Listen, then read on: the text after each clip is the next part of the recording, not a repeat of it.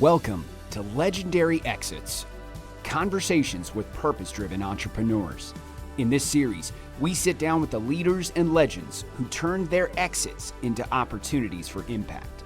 We explore living lives of significance, leveraging exits to fund personal and financial goals, and building a best-in-class business along the way. You ready? Let's dive in. Hey, welcome to the Legendary Exits podcast, where we interview exited legends, leaders who are building, and the folks that guide them. I'm Micah Brandenburg. I'm your host. It's my pleasure to have Bob Stahlsmith with me today. Bob, thanks for coming on, and I look forward to the conversation we're going to have. Mike, I appreciate you, and thanks for having me as a guest, a contributor.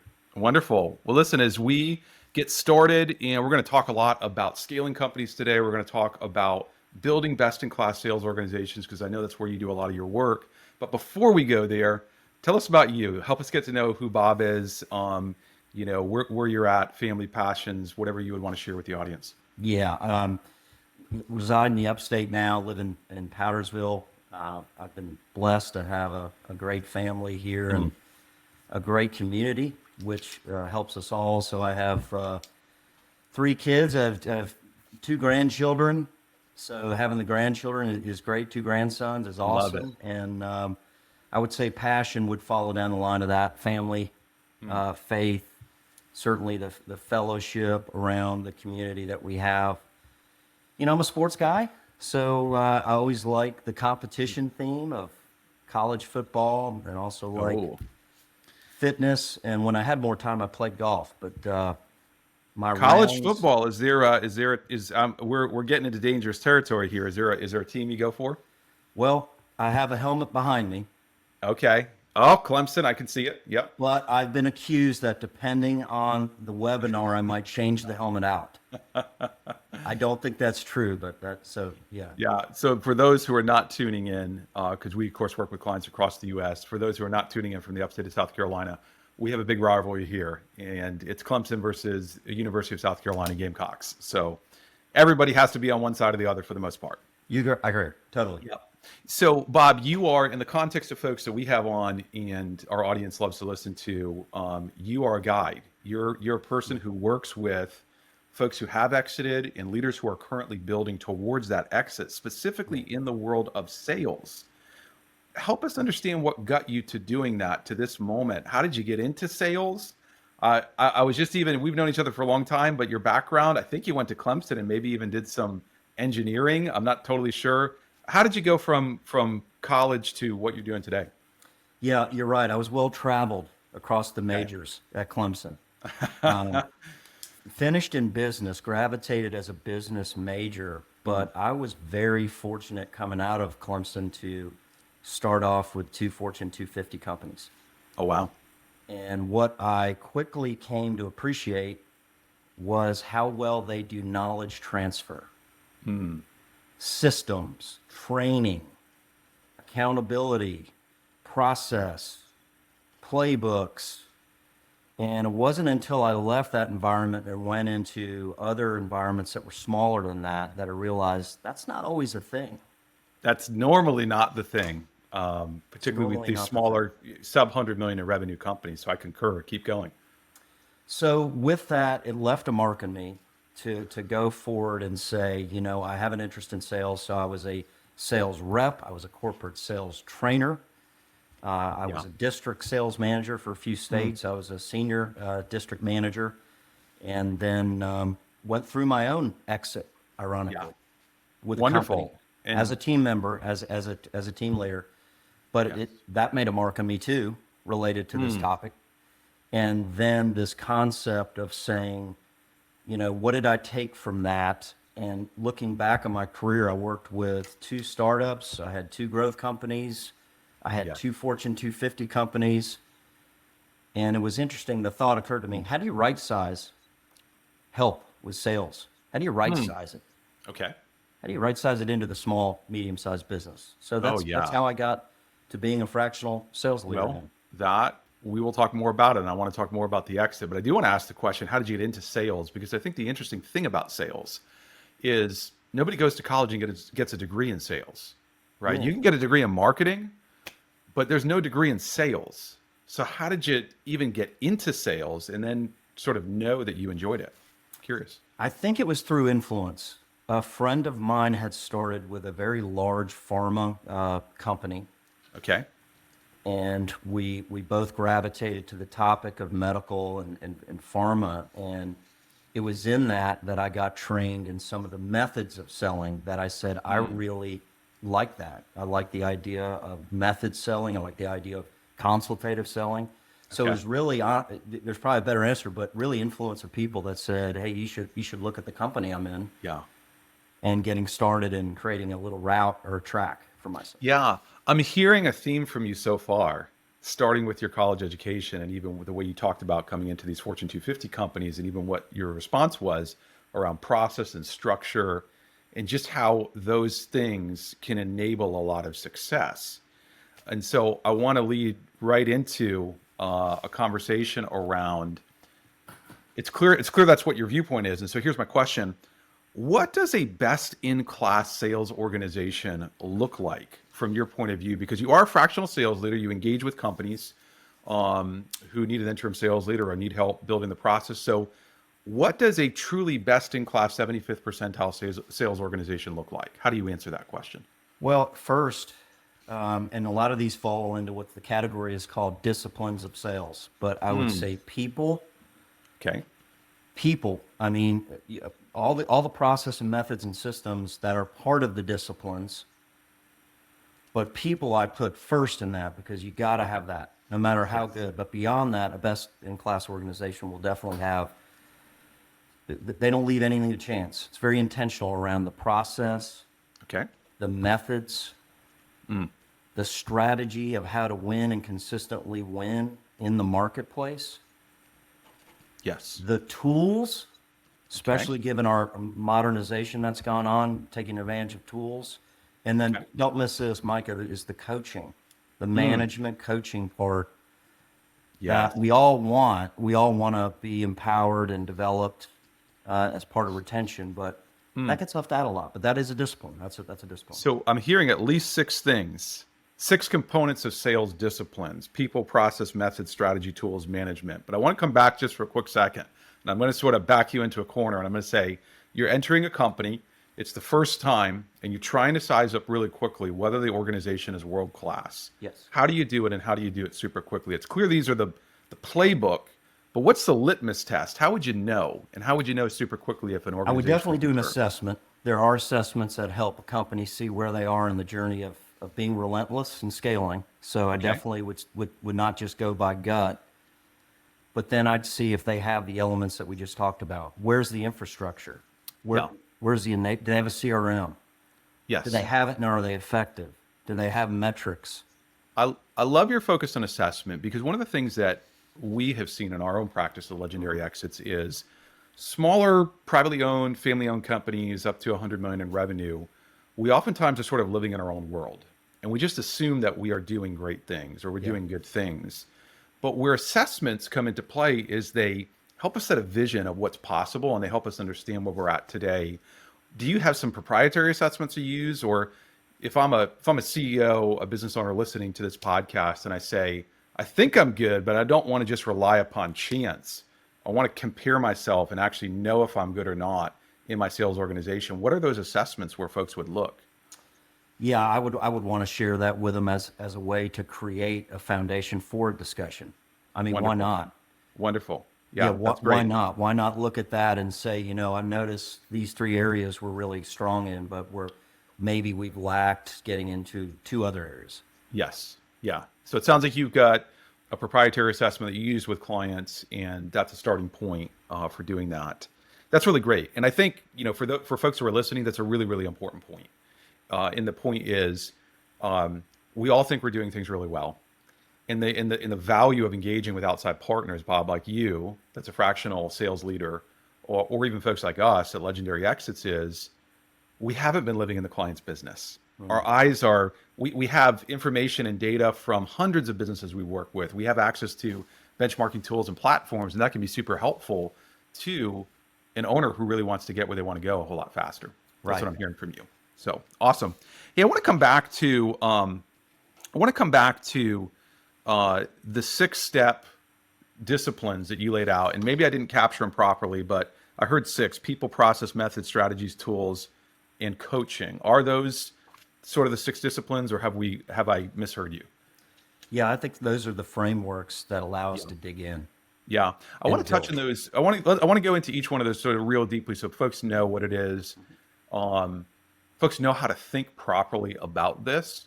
So let's first dive into people. I totally agree with you. I always say to people, I always say to clients, people is the number one element of your strategy. Right. We've got to have the right person in your organization owning the right issues. So what are you looking for when you say people as one of the 6 disciplines? Tease that out just a little bit for us. What are you looking for, and what is a great best-in-class org doing in that area? Well, again, behaviorally specific to sales, Yes. there are some things we want to see. I think Okay. there's an inherent drive and urgency that salespeople can bring. They're motivated for a lot of reasons, but I think there's an urgency that's there. There's an enterprising value. Okay. They don't have to be told to go find business. They have an initiative that's a high initiative streak. Go find it. Got I it. think there's a curiosity. The best sellers I've ever seen have a natural bent toward asking about 2 or 3 Yeah. extra questions Yes. Yes. that I take love it. that take it places. So I think those are a few behaviors, and then I think the will to win. I mean, Yes. you got to be a little scoreboard oriented, meaning sometimes a scoreboard lets you know where you are, and so you're open to that metric. Hopefully, you're open to other metrics too. Yes. I love Yeah. it. So you, in answering my question, you really keyed in on qualities that make for a great salesperson. I want to flip that and say, what about a great sales leader? Because one of the challenges that we oftentimes see in businesses is the really great salesperson gets promoted to be the manager and they don't do as well. Can you tackle that and help us understand what makes for a great sales leader or even executive as opposed to a great salesperson? Yeah, I think that's one of that's what I want the kind of the audience to understand is it's a very natural thing to say, I am going to promote my best seller. Yes. And what I'm suggesting is that behavior list that I just shared about selling doesn't completely translate into leadership. So that leadership role will have to feature the ability to kind of plurality. You've got to almost give up some of the things that you got to get done as a Yes. servant leader to take care of others. That may be sacrificing some things to balance and make time for Yeah. some of the things the team needs, or the development, or the accountability. I love that. So you're obviously, I always say to folks, the primary role of a leader is to do their work through empowering other people. And of course, if you're an individual producer, whether you're a salesperson or any other role, it's about the work you do. But as you come up into that management or even leadership role, it's about empowering the team to do that work. So I love that. Any other qualities you would want to point out super quick of just what makes for a great leader? And quite frankly, why some of those folks that get promoted, what are those qualities that they're lacking that causes them to not flourish in a management leadership role in sales? Well, I think in reverse order, I think it's very easy. Some of these organizations have player coach roles, Okay. and so you can get divided in your loyalties quickly. I'm on the scoreboard. Some the player part of me feels like I got to go Yeah. do the player. Yes. And I understand why companies do that based on their size and revenue range. But I think the qualities of somebody as a leader being, as I said, servant oriented, strategic, the ability to kind of know that each person might motivate a little differently, how to empower them, how to develop them, and how to be a good communicator. Because I think we've got to over communicate a little bit right now in the business environment. I love it. Let me throw you a softball. I'm going to take a swing with this player coach thing that you've got a bias about how sales leaders should be compensated on their variable pay in terms of team performance versus individual. Would that be a fair statement? Yeah. Yeah. And what is that bias? To deal with that issue about, the tension between personal performance and team performance. Well, I think my bias is recognizing that it can be a very difficult role, which means it's a difficult hire. Yes. So because it's a difficult hire, some people say, well, I don't want to do that. I want to bring people from the inside. Yes. But I've had owners look at me and say, I lost twice. I put my best salesperson into a role where they were really delivering, and they now don't like their other role, and I lost the production from where they were. So my bias is just the difficulty in really being patient If you're recruiting for that, don't just push buttons. Don't, be patient to find that person. I love it. I love it. Two takeaways from my point of view. If you're going to be a player coach, if you're going to hire that way, comp the leader on the team's performance, not just their own individual performance. Has to be that way. Yeah. Or else they'll gravitate probably to what the easier path is. Yeah, I love it. Hey, let's actually jump down to the sixth of the sales disciplines because it's related to people. And you talked about management and coaching. Tell us about what that looks like. Tell us about what these best-in-class 75th percentile sales organizations are doing. What is that leader or manager doing with those salespeople every week that's helping them to actually generate outsized performance? Well, I think one thing they should be doing is doing weekly one-on-ones. Okay. So there's a cadence or rhythm. I don't know why sometimes we don't like to set up into cadences. No. We hope you get it once. And I was taught a long time ago, telling is not training. I always say rhythms reduce chaos. One of my principles of life. So I'm in agreement with you, but I want to push back on you because there's folks listening to this podcast and we see these things online about CEOs who don't have one-to-ones and they get 65 people reporting to them at the highest global level at public companies. What should give us Bob's framework in your take? What is a great one-to-one between a sales manager, or if it's a smaller company, the owner of the company, CEO of the company, meeting directly with that salesperson? What are they doing in that? Because I think there's a thought that we have too many meetings these days and that meetings are a waste of time. So what are they doing in the meeting, the one-to-one? I think you should start, given what people need now with headspace and mindset, I think start with wins. Start with advances. Wins can be business, but it can be things that they're developing or improving. So start with a positive, okay?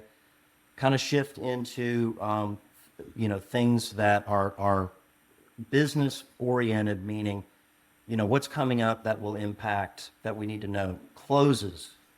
Okay. The spirit being, okay, you've got things, how can we help you get across the line? What's the middle? What are middle things that we need to know about, or perhaps I can help you? And then top. The reason I'm saying that, Mike, is sometimes we gloss into just the numbers or the output, but we're not breaking it apart or figuring out, how did we get there? Yes. And then also, I think the other thing is just issues requiring attention. Just, what do you need? What do you need help with company wise? Making sure they're in a good place as a valued employee. I love it. I love it. I'll chime in on two things. One, my personal thesis on what employees want is three things. They want to be valued as human beings. They want to be empowered to do their best work, and they want to be developed. And I think a lot of what you're speaking about here, great one-to-ones value and they empower, the weekly ones, and they can develop as well. But empowerment comes back to, why is this person here? Yes. What are they here to do? And then as a leader, how do I unleash my influence, my resources to help this person get done what they need to get done? Absolutely. And I love the way that you've talked about, start with a mindset, talk about progressing deals, talk about how you can help advance those deals for that individual. That's huge. That's huge. It is, and we get better at it. It's a self-fulfilling process. Yes. Meaning that you get better at it the more you do it. The speed is better. And same with a sales team meeting too. Yeah. You pull a team together to review where we are, you get better at it. I know you're working a lot with companies, probably anywhere from 5 to 50 million in sales. What percentage of companies that you enter into, Bob, are doing one-on-ones, and not just doing them, but doing them in a meaningful way when you sit down and have that conversation with them initially? The best in class are. Okay, and I agree with you on that, but overall, what percentage of companies do you think are really I running think effective it's one-to-one? what I've seen, honestly, is it's not that intentional. It's if you have a need, come find me. Got it. Yeah. It's not intentional. It's not structured, and it doesn't bring the empowerment blended with understanding your business. Which I think is insanity. Now, weigh in on this for a quick moment. As a former CFO, every time I pick up a company's income statement, even with our clients here at Legendary Exits, one of the top three expenses is always payroll, right? It's always labor. That's one of your top three expenses in every company. It doesn't matter if you're a services company or you make widgets in a facility. And so I'm always thinking as a CFO, how do I maximize my investment? And I think what I would say about one-to-ones is one-to-ones take that baseline investment and they spin it into a much, much greater return for the company. I've seen that as well. Yeah, I love it. So we've talked about people. We're talking through your 6 disciplines of sales. We've talked about people. We've talked about even the role of managers coaching. I want to come back to process and methods and strategy and tools. Take us through that real quickly. What is great? I don't know how you want to tackle that. Process, methods, strategy, tools. Walk us through how to understand that with just a couple of thoughts on each of those. What do you mean by that? Just a couple quick thoughts. One is your CRM, or if you're using it, is it mapped to your sales process? Yes. Great point. Why is that important? Well, we want to have a language around identifying deals, deal movement, deal visibility. Where is it? Yeah. Okay. And is it moving? All right. It's tough to know. It's tough to take the next step in a sales process if you don't know where you are and what the next step is. Right. And are we self-aware that, hey, every time a deal hits this point for me, it stops? Yeah. Why is that? So again, process speaks to, do we have ways of seeing our business, where it is, how it is, and how to keep it moving? So I would say that's process. Bob, I'm going to jump in here real quick. Yeah. What I'm hearing you talk about is breaking down the sales pipeline into stages, distinct and discrete steps. Hey, somebody raises their hand that they're interested over here and they sign a contract over here. What are all the discrete steps in between? That's what I'm hearing you say so far. Correct. And I think that would be a great thing to do for teams if they have a need or an interest in formalizing, is pull out a piece of paper. What are your stages? What does everybody think their stages are? Yeah. Any thoughts on that? Since I know you do that work with clients, how do you get started doing that? What are the things that people get wrong when they're trying to craft those sales stages the first time if they don't do them? They probably don't honor the fact that in that continuum, the magic maker is the discovery. Tell us more about that, because I agree with you. I want to go deep on this. Yeah, go there. Yeah, discovery, you can't make things discoverable in 14 seconds. So you need to have a structure of appointments or a meeting or the ability to help a customer unpack. So somebody should have call a qualification, assessment of need. Discovery is a great word because sometimes you have to do it a couple times. Yes. But have a continuum that is a stage preceding that. But let's be clear, discovery is where we get to real needs, and if somebody's willing to do something about that need or not. Yeah. And I'm so with you. that's what I mean by stage. We're qualifying.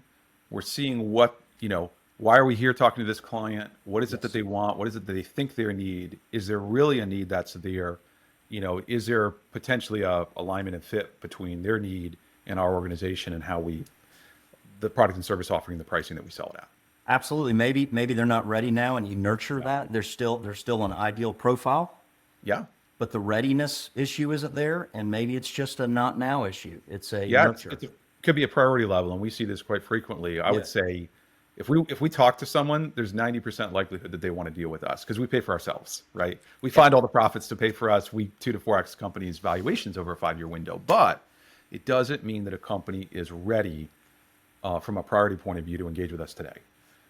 I've talked with folks in the last 6 months. Hey, I'm going through a personal divorce. I'm going through a partnership divorce. I've got, sales issues I got to work out. Let's touch base in 6 months, but I want to work together. So to your point, it's a very similar conversation. There might be a need, but now might not be the time because it's not a big enough priority. So huge to uncover in the discovery process. Hey, there may be more you want to go into in process, but I am curious to dip our toes into methodology. How is process and methodology different? Well, methodology really has to do more with a couple concepts, and there's a lot of good ones, but you got to pick a horse and ride, right? So what is your selling method? What will the team have consistently as the way they approach the methodology inside a meeting? Give us some example of 3 to 5 popular sales methodologies that are out there in the marketplace. Yeah, I would say one I was raised on in my first two roles was spin selling. Okay. Spin selling was developed by a guy named Neil Rackham in the 80s. And got it. SPIN is an acronym, but it helps you really unpack the issue. Yeah. A very popular one is also called Sandler selling. Got it. excellent. You know, Sandler brings a lot of hooks that are very easy to manage. Another one would be one that Miller Hyman did, which is a very, very powerful selling model because it helps you understand all the roles that influencers play in a decision. Yes. So that could be like strategic selling, I think is what it's called, and it's a group buy. And this is very, very relevant when you're doing B2B, high ticket, high consideration sales, in my opinion. Would you agree? Yeah, I would. You know, it's not a wing it drill, and it's got to be repeatable.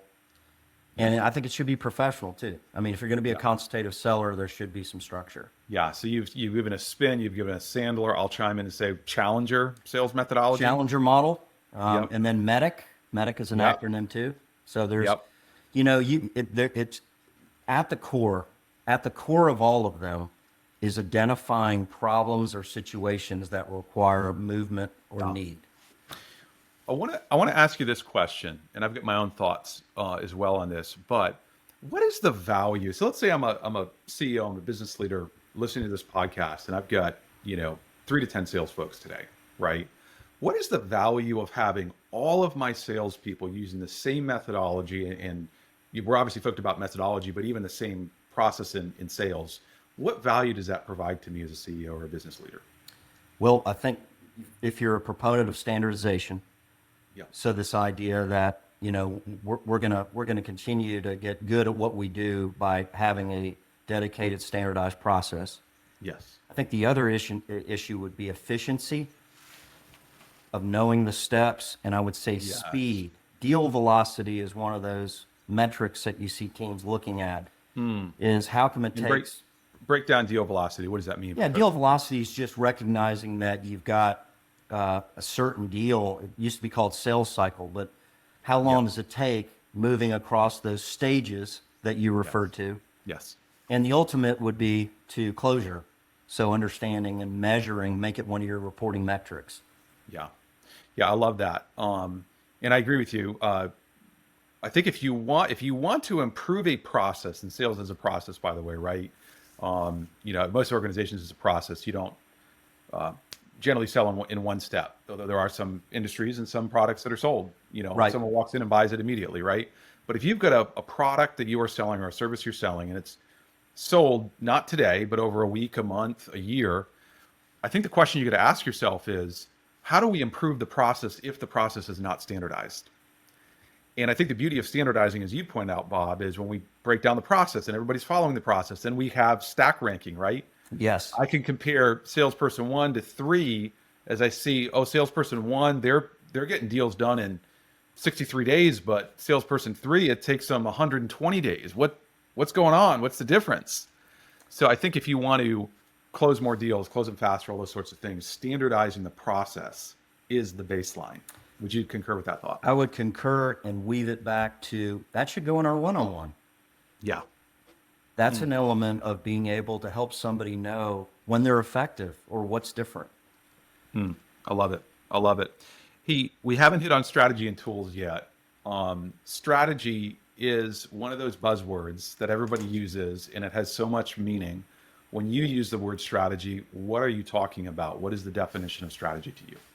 Well, strategy being how are we currently going to market to compete versus how should we go to the market and compete. Yes. And I'll tell you why I say that. We're blessed to live, as you know, in an area that's very high growth right now. Yes. There's a lot of companies that would look and say, I'm doing very well. Fair, but the market's growing. Is it the rising tide, or are we actually capturing more demand? than Yes. anybody else? So what are we doing to not only capitalize in the market growth, but also take, meaning we're positioned to win business. Maybe we probably shouldn't win, but we figured out a way to compete and win. Yes. So I think strategy, being able to lay out, which means are we going to be disciplined about our ideal profile? Do we know our value props? Okay. Do we know our competition? Yes. And then I'd say, and lead generation. I think companies now, I rarely run into a company that, even if they're healthy, that says, I don't need any more leads. Yeah. I'm good.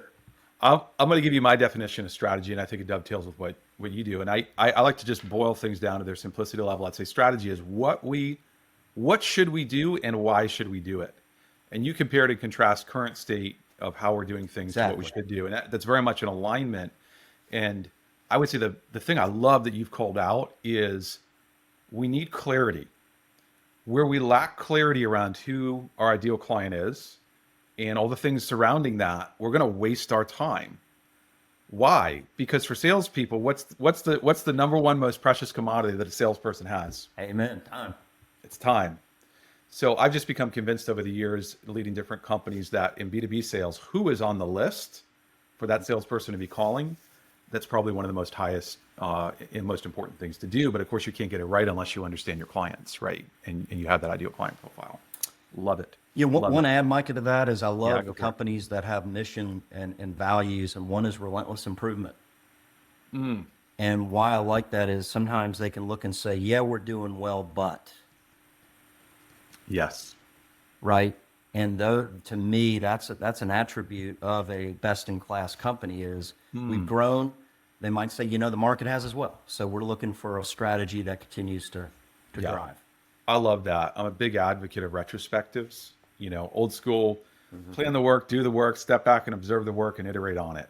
And I think people oftentimes have this idea that just doing more reps makes us better. It doesn't. What makes us better is when we step back and observe the work that we previously did. And then we ask ourselves, what do we need to change or iterate on? Do we need to stay the course or do we need to go in a different direction? That is actually what makes us better, in my opinion. What That's we talked great. about that. Great point. Yeah. Absolutely. Hey, last of these 6 areas, and then we'll pivot to a couple other sort of closing questions, is tools. So you talked about tools as a sales discipline. Walk us through that. What are you thinking about there? What are you assessing with a client? What do you want to see to know that they're best in class as a sales org? In the revenue range I'm in, there are a lot of great tools. It can be overwhelming, right? Yes. I would say, though, in the area of CRM, the other things you ought to be looking at, am I using AI well Okay. to create new leads, new Yeah. prospecting? There are also great tools that capture, meetings and assign action steps. It's great. Yes. Back So in the day, automations. we didn't have that. Automations would Yes, be that. automations. Okay. Yep. Keep going. Sequences. So all these different products that there really are no negatives other than your team's capacity to stay in front of all of them. Yes. And a lot of even small business, that's one of the challenges you see is tech stack. How are we going to manage and for proficiency and competency in our tech stack? Yeah. Any quick thoughts on AI? AI is a buzzword today. You've talked about leveraging AI. Obviously, it's because we're finite in our time. Yes. AI can make us more efficient or maybe put us in front of more people. Any great use cases you're seeing across your client base and how they're leveraging AI to do either of those? Yeah, I would say just people that want to identify strategies and say, can we use something like a seamless AI or a Zoom Info or an Apollo? Yes. Those are companies that allow you to then put it right into your CRM, and you've got this new opportunity to go after new ideal profile. There it is again. Yeah. Match it up with an ideal customer that you already have and go after it. Yeah, and then you can use third-party data enrichment tools. A huge one that's exploded the last couple of years is Clay.com. And Clay is essentially a giant database and an engine, and you can tell it to go out to the web and augment research, all these companies that are on your list, come back, send emails. I mean, it's really just unlimited. But I think the big use case we're seeing with AI is help the salesperson be more efficient, help them say the right thing, research accounts, get our message in front of more folks. Those are some great things I think AI is doing for us. Yeah, and have a pre-call plan. If you go to Discovery, if Discovery is the holy grail, you have time to get information on that particular account. Yeah, 100%. And some of that pre-call planning might be industry-specific info. As a sidebar, we subscribe in our business to IBIS World. Yeah. IBIS World gives us some great industry-level data by SSE or NASIX code. And you can see what's going on in the industry. You can see who the big players are, right? So that's a great pre-call plan. And then you're talking about the target, the current client, or pardon me, the prospect. You can do research on them with AI and really come together and have that really meaty conversation. Because again, you made the point, Bob, coming full tilt in the convo. Discovery is one of the big opportunities in sales. Huge. Yeah, Absolutely. And so let's actually transition to a question, and maybe discovers the answer, and maybe it's not. But first off, I love that you just walked us through 6 sales disciplines. That's super actionable. As a recap: people, process, methods, strategy, tools, and management of salespeople. Those are 6 areas that every CEO, owner, leader needs to be thinking about where they are today, to propel themselves to be a best-in-class sales organization. Here's the question I want to pivot to. Where is the low-hanging fruit in sales transformation? You engage with a lot of companies. I'm sure you see trends, and like, not everything that we can do yields value very quickly. Sometimes there are things that you do today, and you might not get value for a year out of that. So just for folks who are here on the call and they're saying, yes, I want to adopt that really robust 6 disciplines you've talked about, but sometimes the low-hanging fruit gives us the money to invest for that. So what are the low-hanging fruit opportunities that you're consistently seeing to improve sales performance? Great question. And here's how I'd say that. One theme I'm seeing that I think is important is customer retention.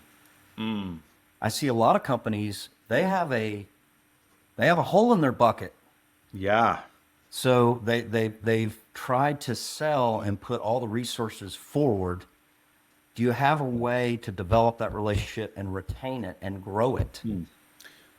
What do you think is at the heart, if you got to distill it down, what is at the heart of customer retention? What is the key to retaining customers in any industry? I think the communication feedback loop, sometimes A isn't there, or B, it mirrors service.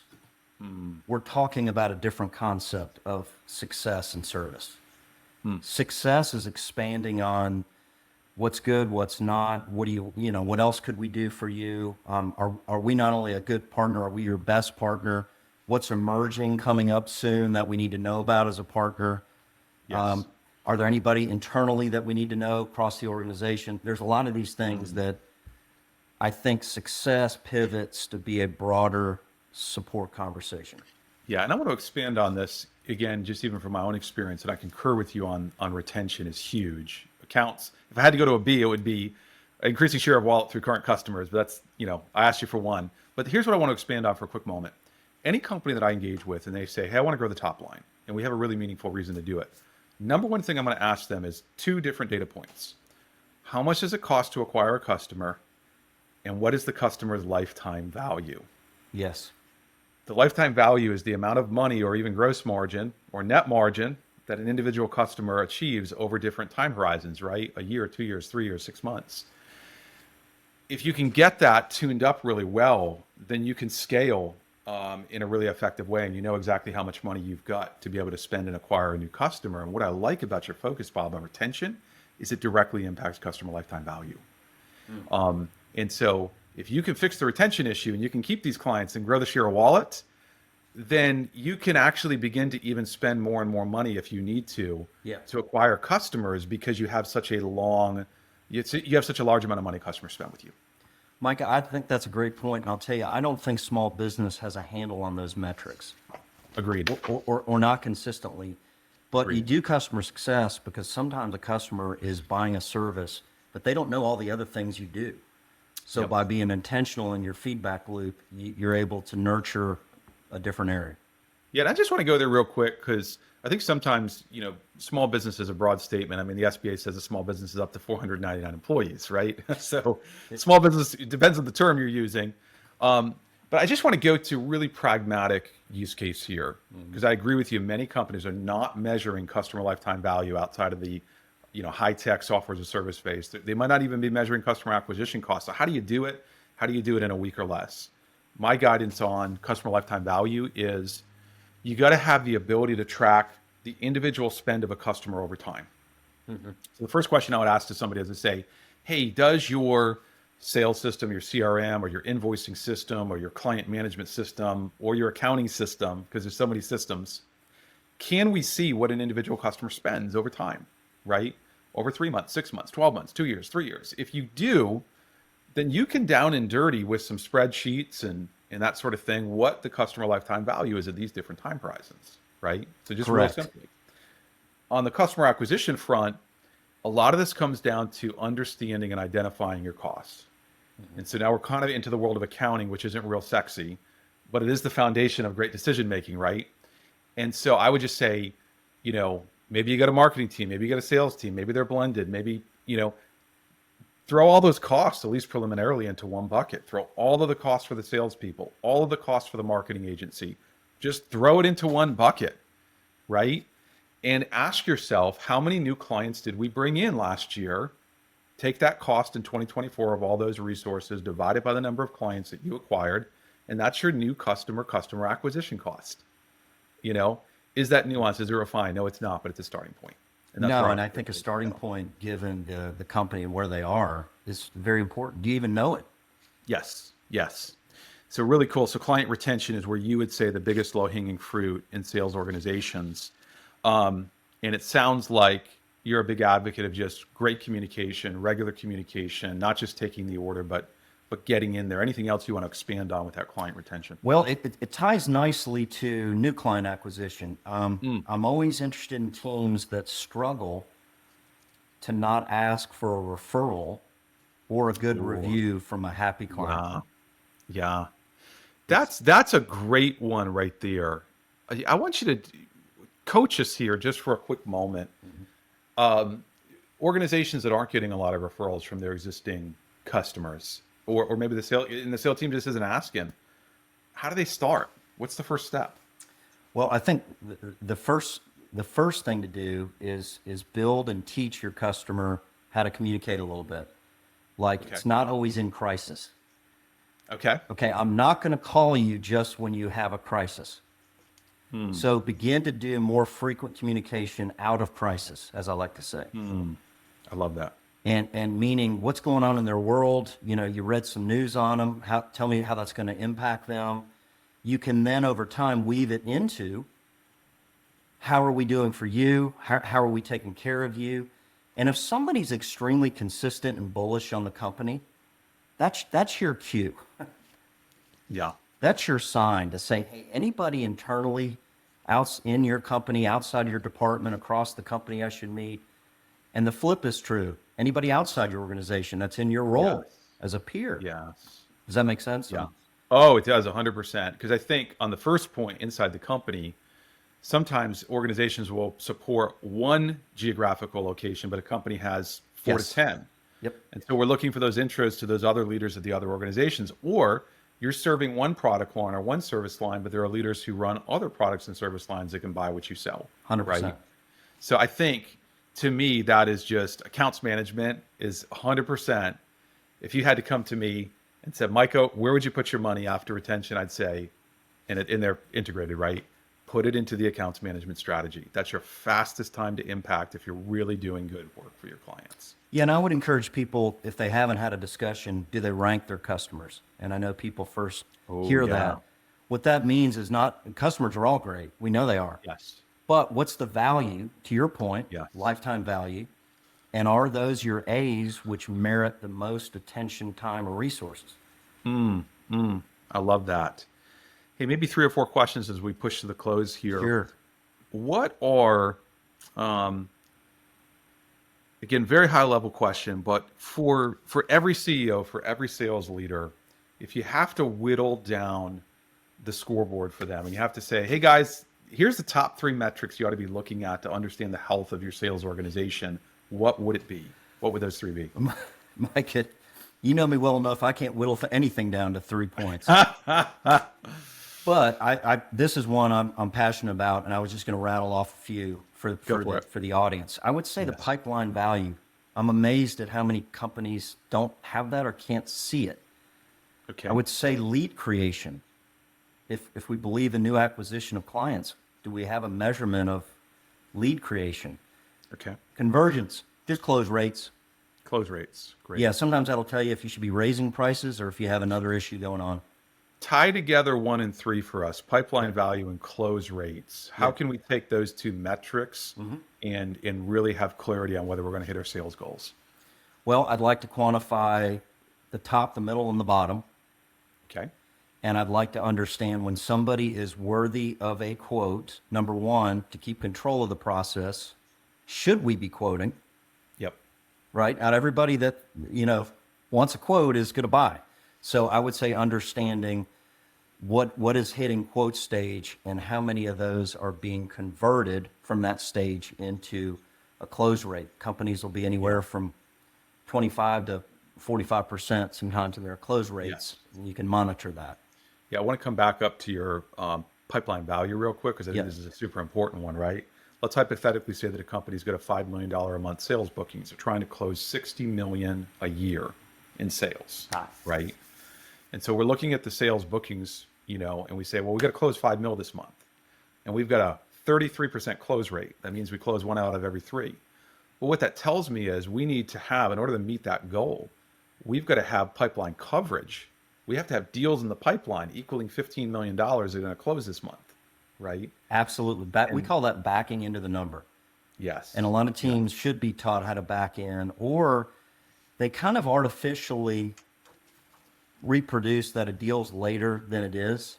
And that shouldn't be part of the number that we need to back into that closing need.